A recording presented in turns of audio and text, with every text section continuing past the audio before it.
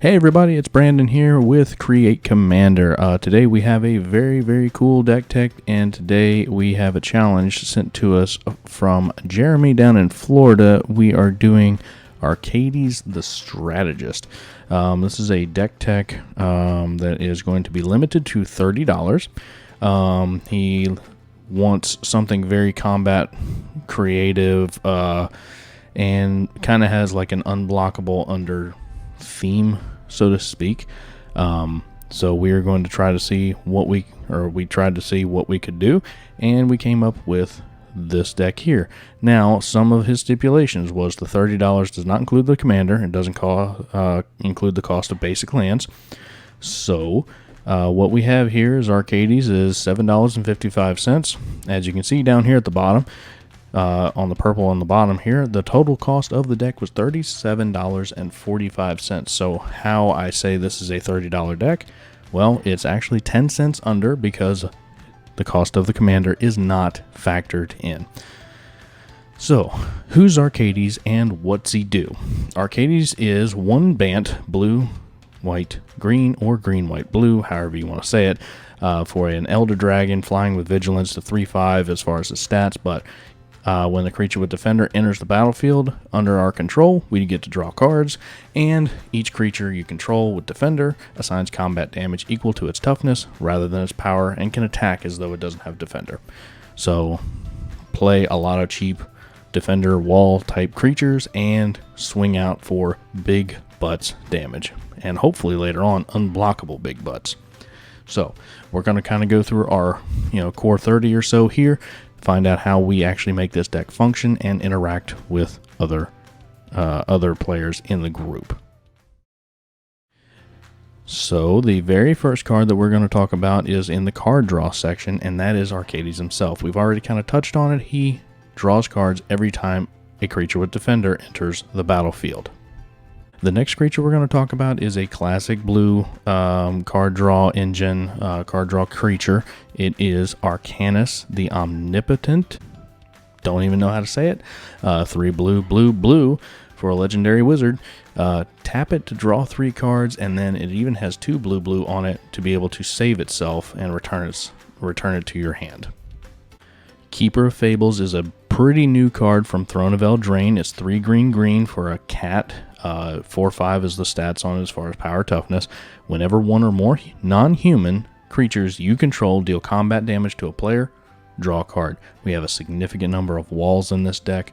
Obviously those are not humans, so therefore we'll hopefully be drawing lots of cards off of Keeper of Fables. Mentor of the Meek is fantastic in this deck. For 2 and a white, you get a human soldier 2/2. Whenever another creature with power 2 or less enters the battlefield under your control, pay 1 generic mana, 1 of any color, even colorless. If you do, draw a card. It's great value because we have a huge number of creatures in this deck that have 0, 1, 2 power.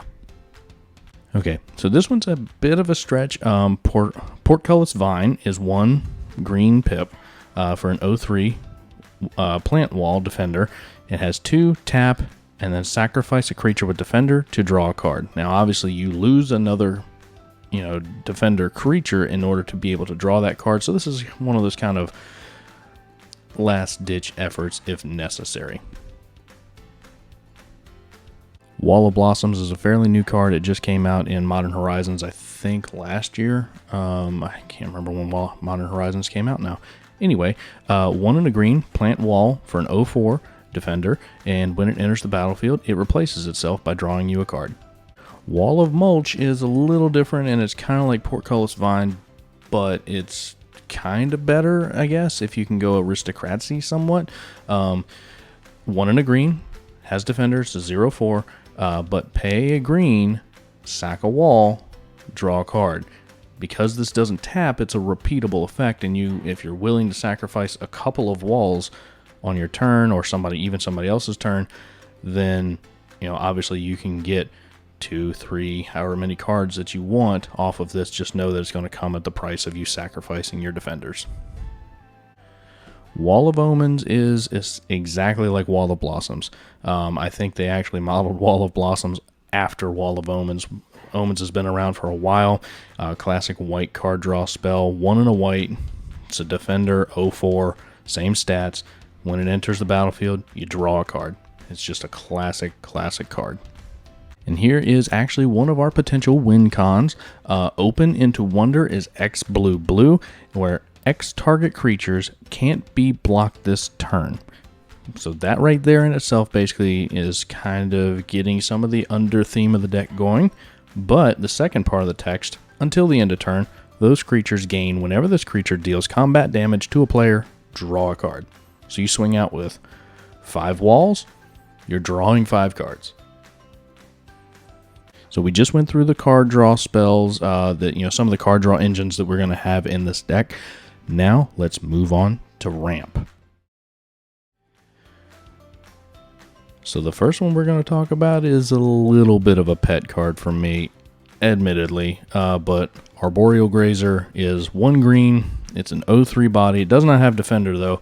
However, when it comes into the battlefield, you get to put an extra land down that turn.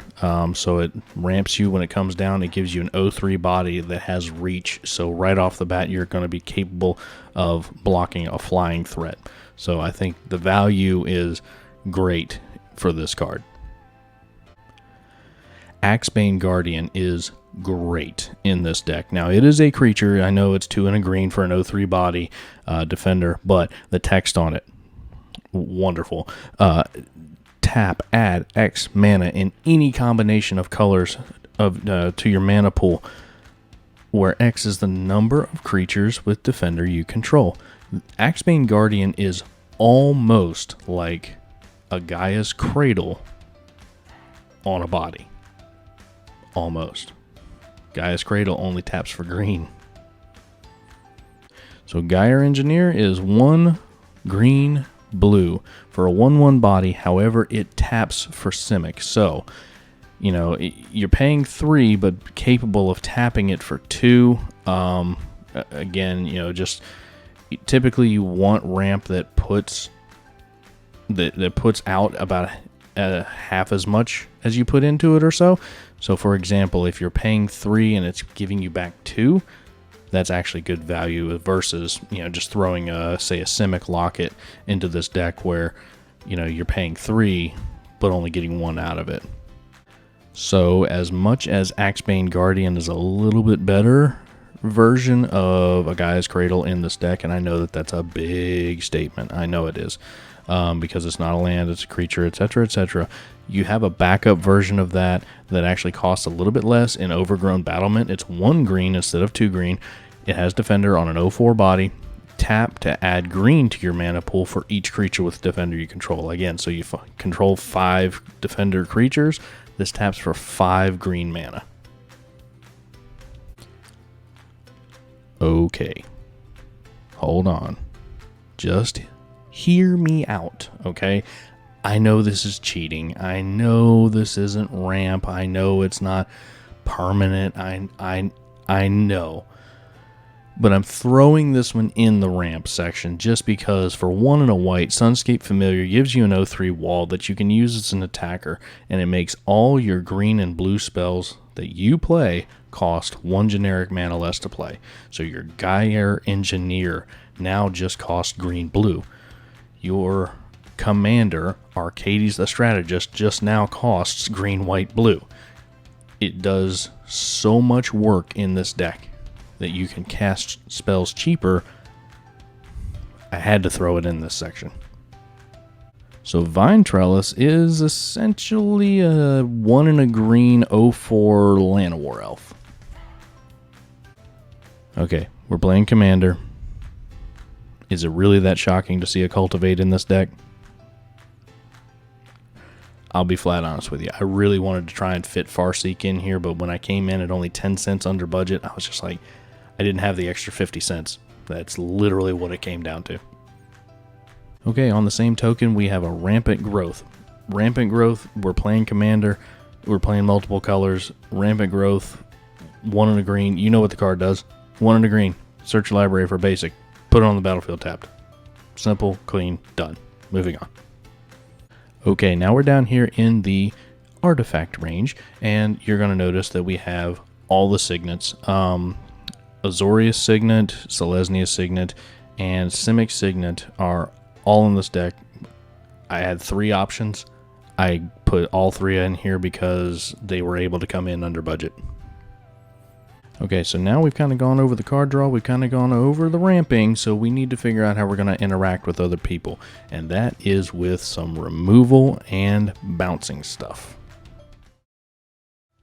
The first card that we're going to be talking about is actually a creature.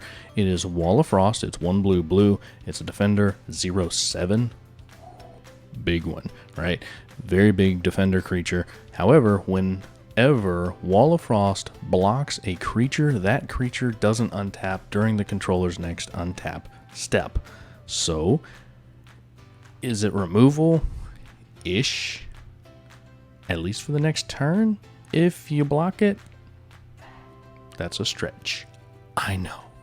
Okay, so now we're down here at some actual removal. We're here with Aetherize. Aetherize is a pretty commonly known blue spell, 3 and a blue, instant speed, return all attacking creatures to their owner's hands. This is especially devastating going up against a token deck. Like if you're playing against a Krenko deck that has 45 goblin tokens and you slap this sucker down, that is a bad day for them.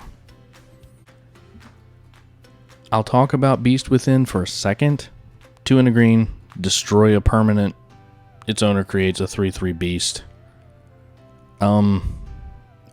It's arguably the most powerful green removal spell in all of Magic. So the fact that it's only $1, yeah, it went in. Bluster Squall is a fantastic card overall, actually, not just in this deck, but it's actually one of our potential win cons too. For 1 blue, you can tap a target creature you don't control. You get a giant creature that is known to be a Voltron creature or whatever before it moves to attack phase or what have you. Pay 1, tap that thing down. It can't attack this turn. It's just a little bit control-y. However, you can actually overload this for 3 and a blue, and you can tap down all the creatures that all your opponents control, swing out with your big butt damage, and hopefully take home the win.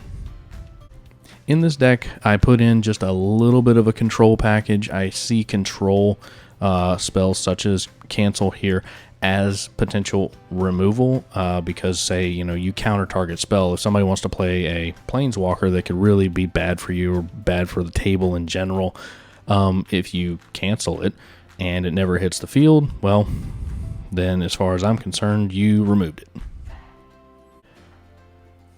Crib Swap is White's version of Beast Within, except it's a little better in my opinion. Actually, it's 2 and a white, so the same casting cost, except it's white instead of green, obviously. Exile target creature, not destroy, so it gets around that indestructible thing for the gods and that sort of thing. Its controller creates a 1/1 instead of a 3/3, but it's mainly just because Swords to Plowshares is $1.50, so while Dispel isn't necessarily removal, it's actually what I call counterspell removal.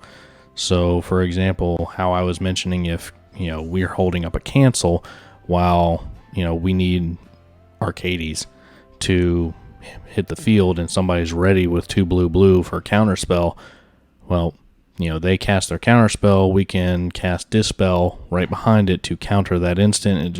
It just makes sure that we get that removal spell out of their hand and make sure that we get what we want and vice versa. I mean, obviously, Dispel is completely situational, but it's quite a good card and it has multiple uses. Negate is just a classic card. If it's anything but a creature or a land, no,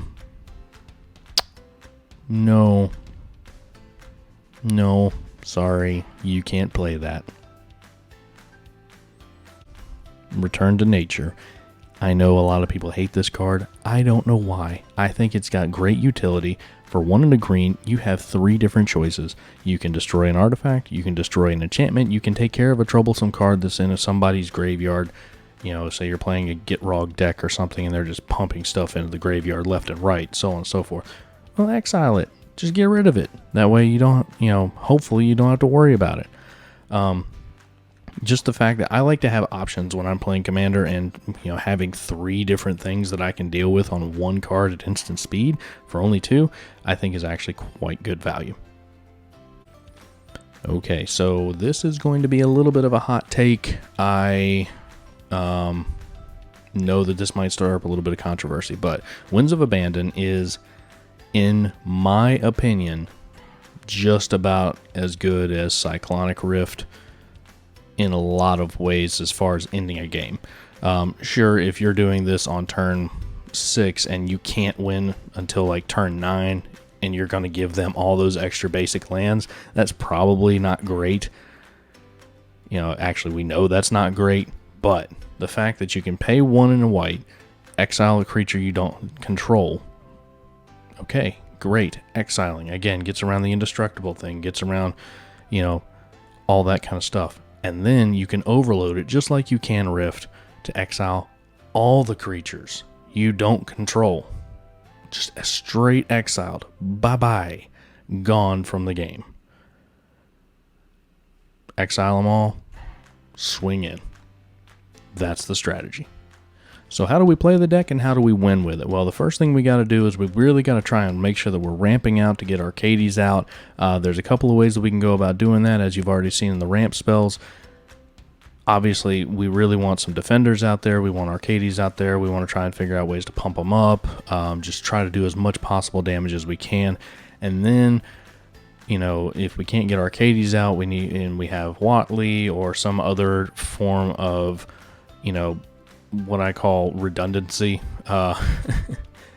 It's nice to be able to make sure that our game plan continues to go and we don't solely rely on the commander in this deck to keep it functioning.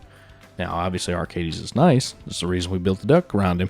But, if we have Watley, or we have Arcades, or we have one of these good old enchantments down here, such as Assault Formation or High Alert, we're going to be able to execute our game plan.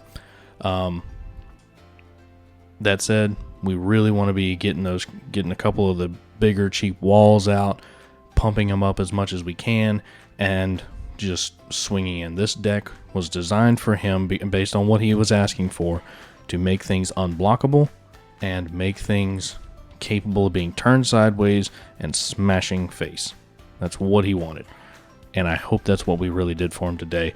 Again, we're capable of taking unblockable things such as Manifold Key, or we can go up here to Ghost Form, Open into Wonder, Tetsuko. We have multiple different ways, Suspicious Bookcase. There's a bunch of different ways that we can actually make a creature unblockable and swing in for a lot of big butts damage after we pump it with, say, something like a Tower Defense. So now that we've actually gone through most of the deck, let's take just a quick look at the mana base so that we can kind of see how we're going to be able to cast all these spells. The first thing that I wanted to make sure that I did for him was make sure we don't have a boatload of tap lands in this deck. Now, obviously, you'll see that we have, the 3 gates, the 3 bounce lands, those sorts of things, but those pretty much are the lands that are going to come in tapped into this deck. Prairie Stream, obviously, is one that if you're controlling 2 basics, then you're fine. It's going to come in untapped. Rogue's Passage, again, target creature cannot be blocked. Just other ways to make sure that we're getting extra value, even if it's in the land slot. So how do we make this deck better? Well, the first thing that I do is, say you have $30, you've built this deck, or $37 if you bought the Commander too, and suddenly you come across an extra $25 or so, and you want to upgrade it. Well, that's great. That's perfect. You can save some of the money, $1 or so off of the cards that you were going to buy, and sink them into these cards just to make the deck function just a little bit better For example, Shield Sphere is a 0-cost artifact creature wall. Forget the rest of the text on it about the -0/-1 counter. It's a 0/6 body for 0. It is a free spell. Free. Nit. None. 0. Free spell. What more do you want? So Sitter Kondo is just another one of those types of cards that helps us get around the unblockable thing. Basically, creatures your opponents control without flying or reach, they can't block creatures with power 2 or less. So unless they're playing flyers, they're not going to be able to block us. It's a 0/13 tree for 4 mana. Yeah. Wall of Nets, 1 white. It's kind of Prison Realmy, actually. Basically, if it blocks something, it removes it from the game until it leaves.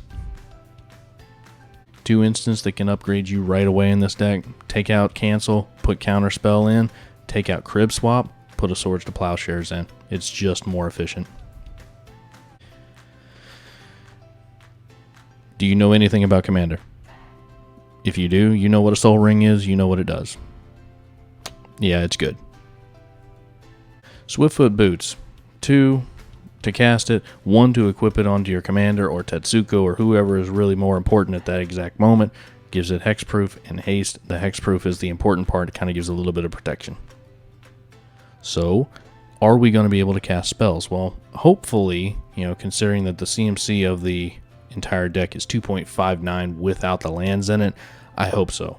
The idea is I wanted to keep the CMC pretty low so that he was going to be able to draw some cards, play some spells, turn some stuff sideways, just do the things that you really like to do in Magic. So how's our mana base shaping up? As you can see here by the chart, I love Moxfield for this. We need to really focus on about 40% of our mana towards green, 28% towards blue, and 32% towards white. And I think we've done a pretty good job of that because the white mana production is at 33%, blue's at 28%, and green's at 40%. So I think we're right where we need to be. Well, guys, thank you for joining me on this journey through this deck tech. I hope Jeremy enjoys the deck. And, if you see a card that would have made it into this $30 budget or whatever that I may have missed or what have you, please shoot me a comment down in the comment section. Please go on Twitter, hit me up at CreateCommander. Always make sure to like, share, subscribe, do all the YouTubey things, and I will see you on the next